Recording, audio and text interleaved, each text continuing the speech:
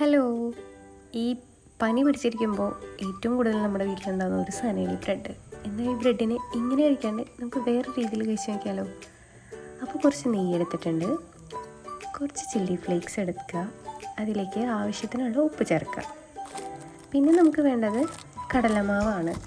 കടലമാവിട്ട് അതിലേക്ക് കുറച്ച് വെള്ളം ഒഴിക്കണം. എന്നിട്ട് പാകത്തിനുള്ള വെള്ളം ഒഴിച്ചിട്ട് നല്ലപോലെ ഒന്ന് മിക്സ് ചെയ്തെടുക്കാം. നമുക്ക് സൈഡ് പീസസ് ഒക്കെ കട്ട് ചെയ്ത് മാറ്റി അതൊന്ന് പൊടിച്ചെടുക്കാം. കട്ട് ചെയ്ത സ്ലൈസസ് ഈ ബാറ്ററിൽ മുക്കുക, പിന്നെ പൊടിച്ചതിൽ മുക്കുക, അത് ഇങ്ങനെ ആക്കി എടുക്കുക. പിന്നെ എല്ലാം പഴയ പോലെ തന്നെ ഒരു ഫ്രൈങ് പാൻ വെക്കുക. ചൂടാവുമ്പോൾ ആവശ്യത്തിനുള്ള ഓയിൽ ഒഴിച്ചു കൊടുക്കുക. ഓയിലൊന്ന് നന്നായി ചൂടായി വരുമ്പോൾ നമ്മൾ ഈ ഡിപ്പ് ചെയ്ത് റോൾ ചെയ്ത് വെച്ചിട്ടുള്ള ഈ സ്ലൈസസ് ഓരോന്നായിട്ട് ഇട്ട് കൊടുക്കുക. കരിയാതെ നല്ല ഭംഗിയിൽ വറുത്ത് കോരി മാറ്റുക. നല്ല ടേസ്റ്റാണ്. കട്ടൻ ചായയും കൂടി ഉണ്ടെങ്കിൽ ആഹാ അന്തസ്. അപ്പോൾ ഓക്കെ, ബൈ.